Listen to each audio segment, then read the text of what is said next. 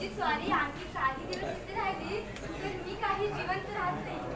अगं तुला इतके कंटाळायला काय झाले? असलेलं शब्द ताईसाहेबांच्या कानावर गेलं तर याचा काय परिणाम होईल हे तर माझ्याने सांगत नाही. अगं दुसऱ्याजवळ मी असे कशाला बोलायला जाऊ? तू माझ्या वडील बहिणीसारखी म्हणून तुझ्यापाशी सुख दुःखाच्या गोष्टी बोलायच्या. अगं पण हळू बोल. हे यती महाराज ऐकले तर याचा परिणाम काय होईल काय सांगू तुला? अगोदर ताईसाहेबांचा माझ्यावर राग, त्यात ते छानदी श्रीहरीची सेवा ते अगदी एकनिष्ठपणाने करतात. झाले मग काय विचारायचे? रात्री झोप नाही, पोटभर अन्न खाण्यालाही फुरसत नाही. एकसारखा कडा पहारा करून मी तर अगदी मरगळीत आले आहे. अगं आमचा जन्म सेवा करण्याकरता झाला आहे, त्यात कंटाळून काय होते?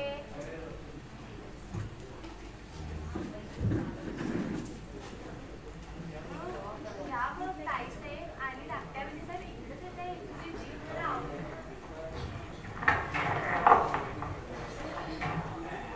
काय ग इथेच आहात तुम्ही? काय धानगेपणा मेलींचा. चला तिकडे. हे बघा कुसुमामध्ये हिच्या संगतीला लागून तू बिघडत चालली आहे सका. ताईसाहेब अजून काही उशीर झाला नाही. यती महाराजांचे स्नान होऊन ते ध्यानस्थ बसले व त्यावेळी चित्ते कोणी येऊ नये म्हणून आम्हाला बजावून ठेवले आहे. बरं जा आणि तिकडे तयारी करून ठेव.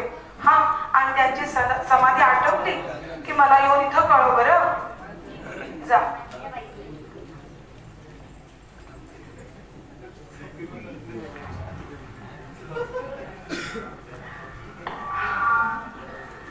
वत्स आताशा अगदी तुम्हाला नाही, पण घरकाभर माझ्याशी निबंधपणे बोलायला वेळ आहे ना. अगं वहिनी अष्टप्रहर मला त्या स्वामींच्या सेवेत राहावं लागतं आणि जरा कुठे मी गडबडही दूर झाले ना तर लगेचच त्यांची तब्येत बिघडते. इतके अगदी भुलून गेले आहे तुम्हावर. सांभाळ ना. काहीतरी जळलं बोलणं वहिनी तुमचं हे. अगं माझं वाचून दुसरी कोणीतरी त्यांच्या समोर उभी राहिली तर त्यांच्या मनाप्रमाणे वागत नाही म्हणून ते रागवतात. वहिनी जरा कुठं काही मिळालं तर लगेच टीका करायला सुरुवात करते नाही का? अगं त्या यतीचाही चावटपणा करायला काही मागं पुढं पाहत नाहीस तू. ते असो, मला इतकाच आनंद झाला आहे की ते यती महाराज आल्यापासून तुझी प्रकृती फार निवडल्यासारखी दिसते आहे. ईश्वर करू आणि त्या यतीपासून का होईना पण तुझी काळजी दूर हो म्हणजे झाले. बहिणी हे बघ ते राहू दे. तुझे मला वचन दिले होतेस ना त्याचं काय केलं सांग बघू. हे पहा आज 4 दिवस एकसारखी मी एकच गोष्ट काढते परंतु सरळ उत्तर नाही. काहीतरी वेडे वाकडे बोलायचे. माझं तर काही उपायही चालत नाही. आता तुम्हीच सांगा मी काय करू? या अनाथ अबलेचा गळा कापून तुम्हा त्यांचं सगळं काही चांगलं हो एवढं. हे काय म्हणतं तुम्ही तुम्हीबद्दल काय बोलतात? तुमचं अकल्याण व्हावं अशी का आमची इच्छा आहे? ते असो, मी तुम्हाला हे सांगते ते ध्यानात ठेवा. आता तुम्ही ज्यांची सेवा करताय ते तुमच्या मनातील सर्व हेतू पूर्ण करतील. आता माझं काय व्हायचं बाकी उरलंय?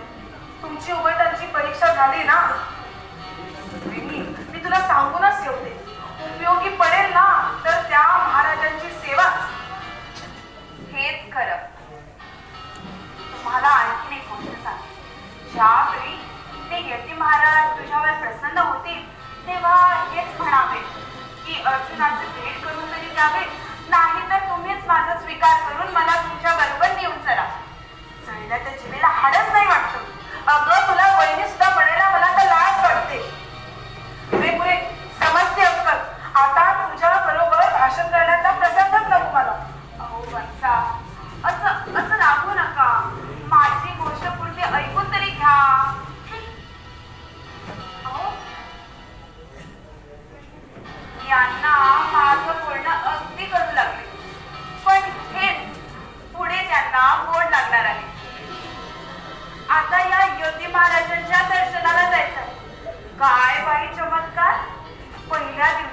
जेव्हा मी त्याला पाहिलं त्यांना असं वाटलं की एवढे मोठे साधू असतील.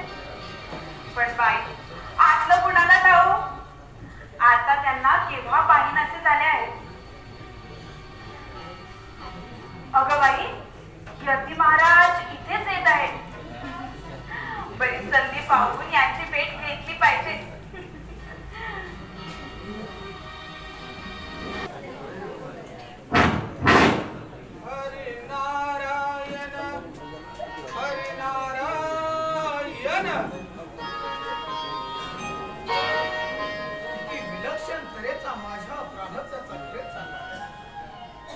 ज्या गोष्टी घडून आल्या त्या गोष्टी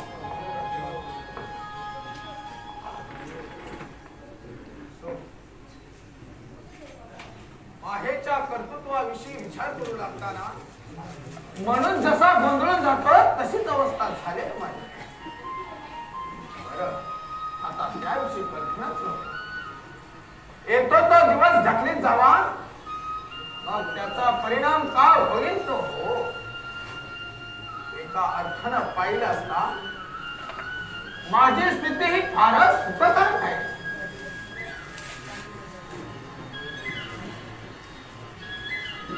तथापि हे मनोहर स्वरूप एकांती मजजवळ असताना आपल्या मनातील इच्छेप्रमाणे वागण्यास प्रतिबंध असल्यामुळं एखादी वेळी अशी स्पर्धा उडून जाते की काय सांगतो असे हो. पण ती सुंदरी मजजवळ एक क्षणभर नसली तर हे प्राण जातात की राहावं अशी अवस्था होते माझी. असो आपल्या नित्य नेमाप्रमाणे मात्राचा पाठ व रत्नमाले या मंगल नामाचा जप तर आठवला. आता तिच्या या मनोहर रूपाचं ध्यान करून मानसिक प्रेरणा करावी म्हणजे अनेक आटोपल्यासारखं होईल.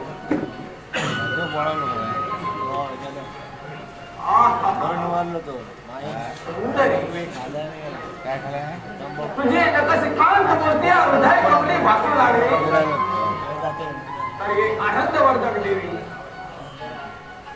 मी तुझी पूजा करतो, तुला अर्पण असतो.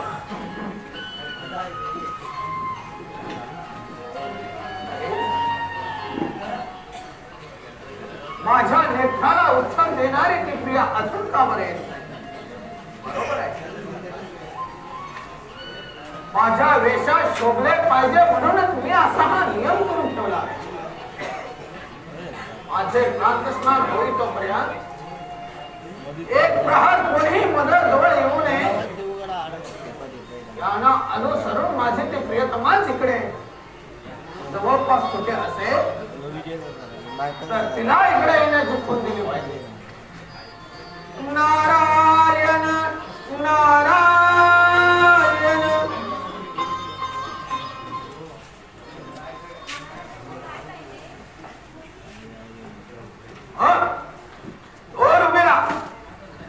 अगं हे भटक्याची पोरी किती हा तुझा उद्धटपणा.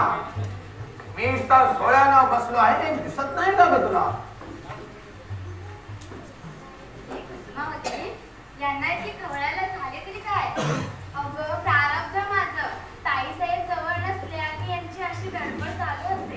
अरे बाई कुठली आम्हाला साडेतीच आहे सुधीर. अगं चांदाणी हळू बोल. यांच्या कानावर हे जर शब्द गेले तर ताईसाहेबांना सांगायला काही कमी करणार नाही. नारायण नारायण. चरणाबाई सगळा त्यांचा नारायण. यात माणसाने समजावे तरी काय? नारायण नारायण. स्वामी महाराज अशा गुणाने आम्हाला काही समजायचं नाही. आपल्याला जे पाहिजे ते स्पष्ट सांगा.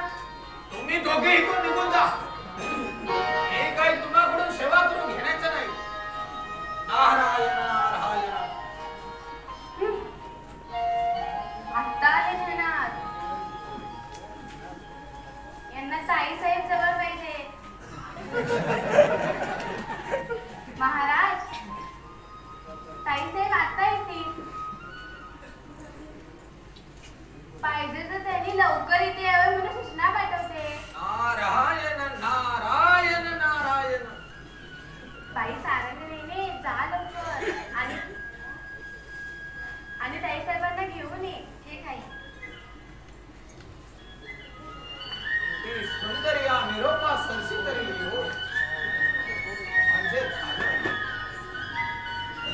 नाही तर रागाच्या आवेशात भलता शब्द निघून जावं, सर्वच उघडीस येण्याचे भय आहे.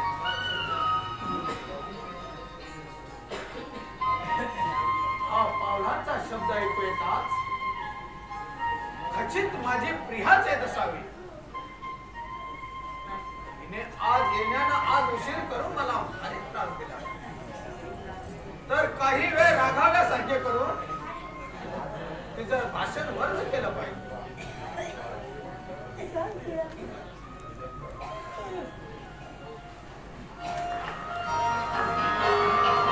अगं कुसुमावती, तू इथे काय करतेस?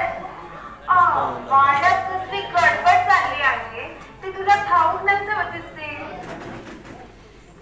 नाही बाईसाहेब, आज सकाळपासून मी इकडेच आहे.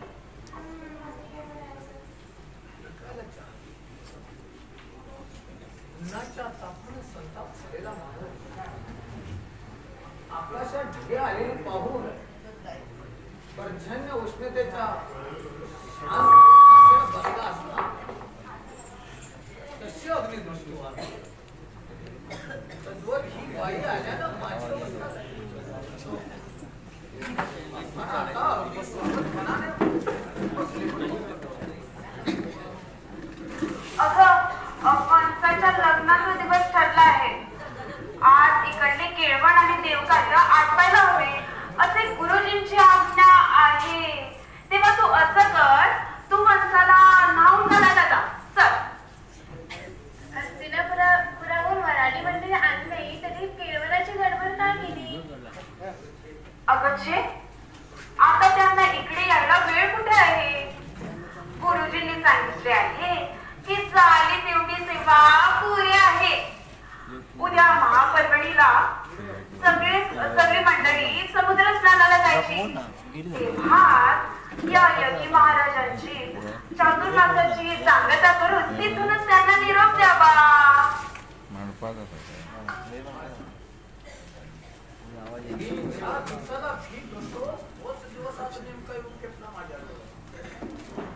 माझी काय अवस्था पण बाईसाहेब, जागे सोडत हस्तिनापुराहून मराठी मंडळी आली नाही, केळवणाची गडबड का केली? अगं खुळे, इथे एकदा लग्नाला विघ्न आले आहे, म्हणून आता ते लग्न हस्तिनापुरातच व्हावे असे दुर्योधनाचे म्हणणे पडले आहे. तर त्यास्तव सर्व मंडळी तिथेच निघून जायला परवा निघणार. म्हणूनच इथले केळवण आजच नमू करायला. बर, ते असो, तू जा आता. वंच काही तुझ्या वाचून दुसऱ्याला अंगाला हात लावू देणार नाही. तर जा. ही मी चालले, पण इथे यांच्याजवळ कोणी नाही. तू जा ग, मी राहीन यांच्या सेवेला. चल. ठीक आहे.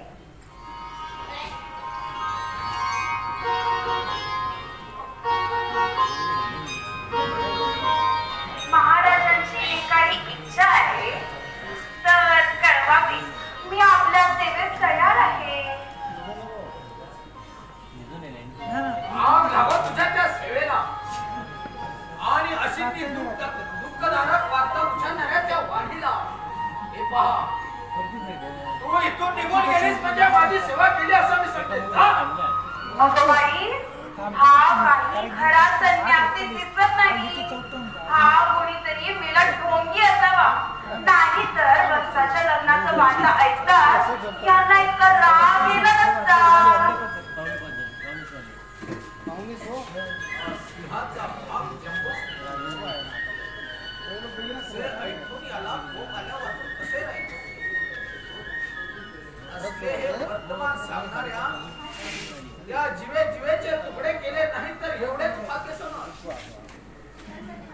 आता पक्कीच खात्री झाली.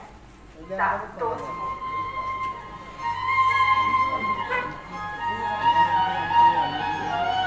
अर्जुना, अरे ओ ठोकी अर्जुना, आणलेल्या दोघांची बरेच दिवस बतावणी केली, पण माझं पुढे फस लागत ना.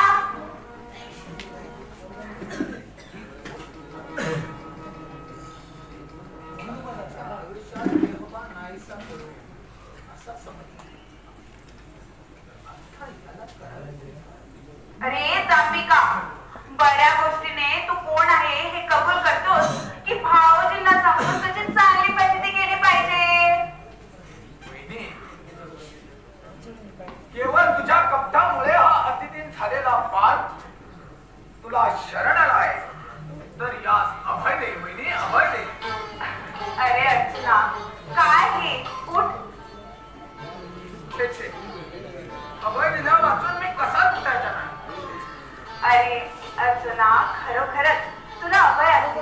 अभय, उठ आता. माझ्या हातून तुझी फजिती होईल असं का वाटतं तुला? अरे मी मजेनं तसं बोललं, समजलास?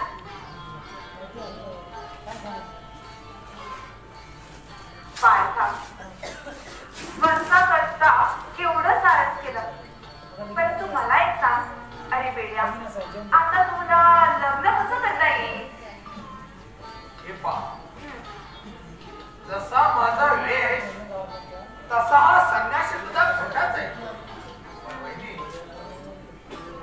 कृपा करून तू माझ्या नावाने हाक मारू नकोस. तुम्ही दुसऱ्याने जरी गोष्ट ऐकले तर शक्यने होऊन सर्वत्र पसरेल. अरे अर्जुना, पण आता मला सांग, तू पुढे कसं काय करशील? वहिनी, ते मला काही सुचत नाही. सुभद्रा दुर्योधनास खचित केल्यानं ऐकून मी उदास होऊन या त्रिदंडी संन्यास घेतला आणि रैवत पर्वतावर जाऊन बसलो. तो दादानी खऱ्या भक्तीने मला पण येथून सुभद्रेसह वर्तमान म्हणून माझी सुटका कशी होईल हे तर. अर्जुना, एक काम कर, तू असं कर. कसं करू सांगा? पण अर्जुना अर्जुना असं म्हणणं. बर, कान इकडे कर, म्हणजे कानात सांगते.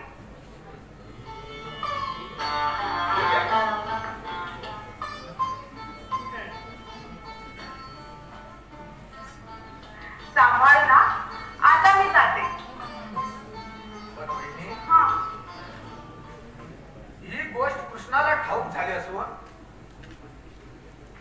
मी सांगते तसं केलं तर त्याला आवडेल ना?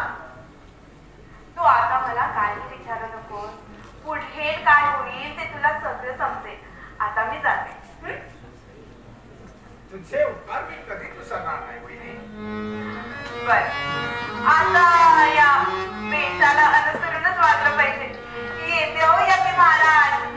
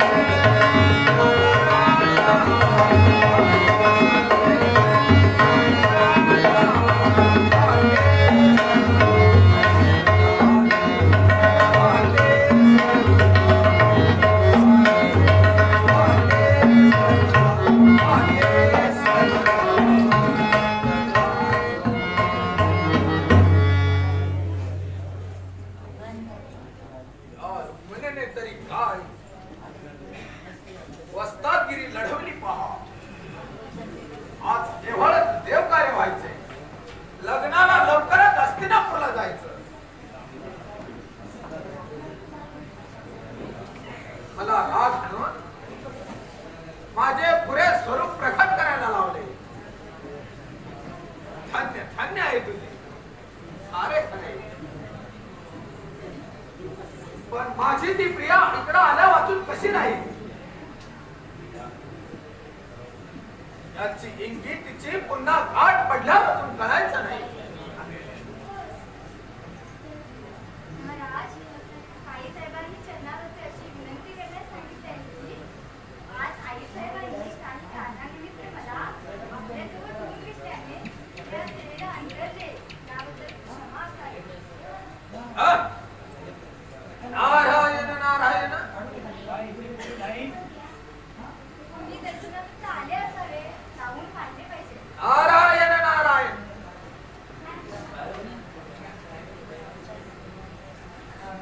महाराज, यादव सेनेचे अधिपती सातरंगी महाराज आपल्या दर्शनात आले आहेत. आज्ञा असेल तर त्यांना आत घेऊन येते.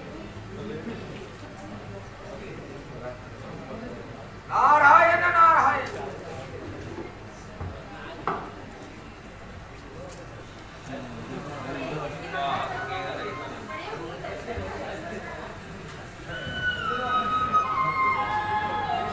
नारायण नारायण.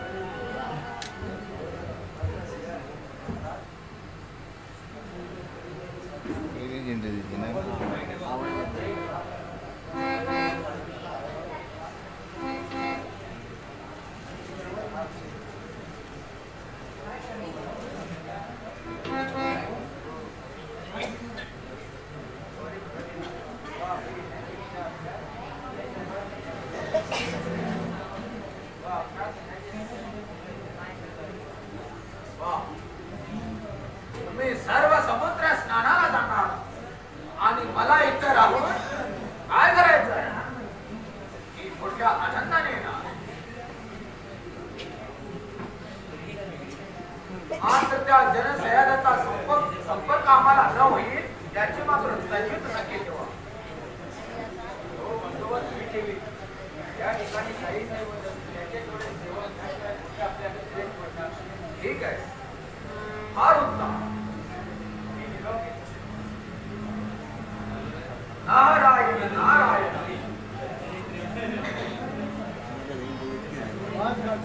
अगं, माझ्या मध्यम स्नानाची तयारी करण्यास सांगा. मी आता तिकडेच येत आहे.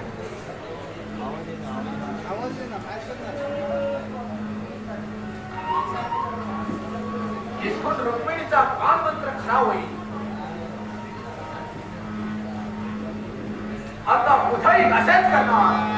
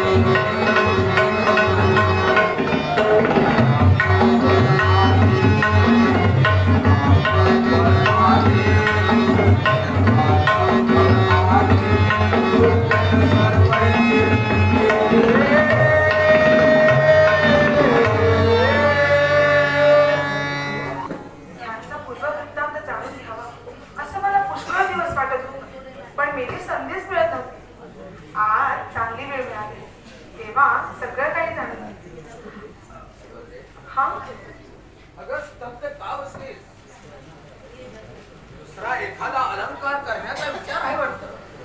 नाही महाराज, आपल्यास काहीतरी विचारायचं माझ्या मनात नाही. आपण कोप न करता सांगावं. तुला काय विचारायचं असेल ते कुशाल विचार. काही राग यायचा नाही मला. हा संसार नीट झाला तर ह्यातही पुष्कळ सौख्य आहे. मग ह्या वयात आपण कसा काय संन्यास घेतला हे आपण मला सांगितले पाहिजे. संसारात सुख आहे, मुळीच गुण आहे. पहा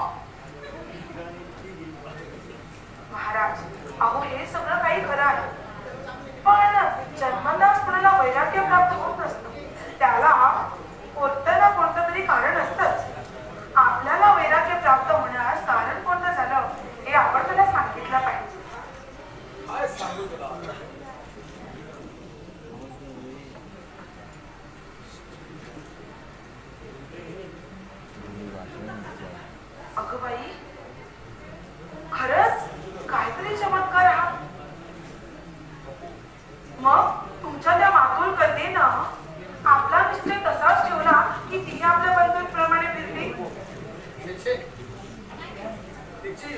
काय सांगू?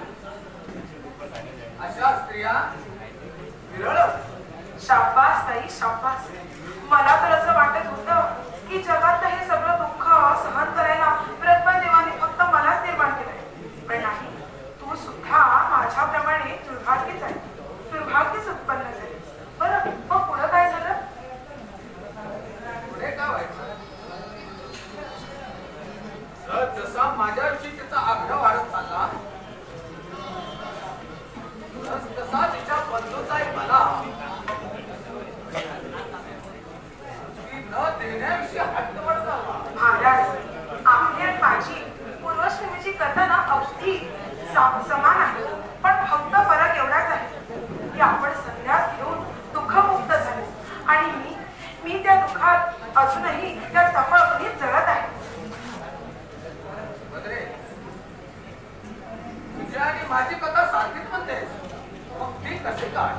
पूर्वीश्रमाची तुमची ती मागुल कन्या ती मीच आहे असं समजा. म्हणजे मला कोणत्या प्रकारचे दुःख सहन करावे लागते हे काय तुम्हाला सांगायला नको. ते झालं, पण माझी मातुल कन्या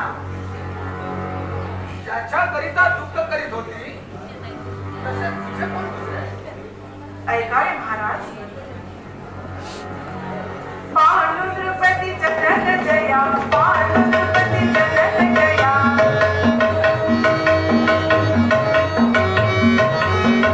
पांडुरपती जगत जया, पांडुरपती जगत जया.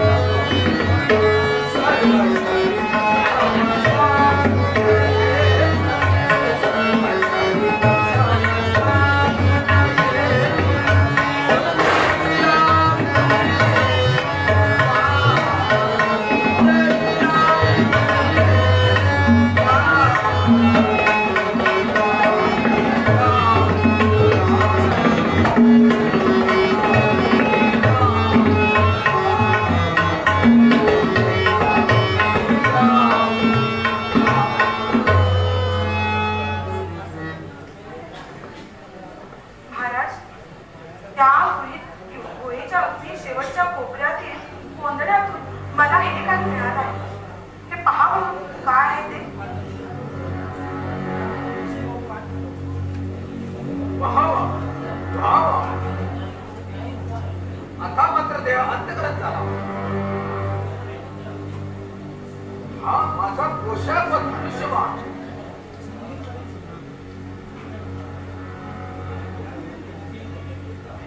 वेळी मी हा संन्यास घेतला त्याच वेळेत एकीकडे ठेवले होते.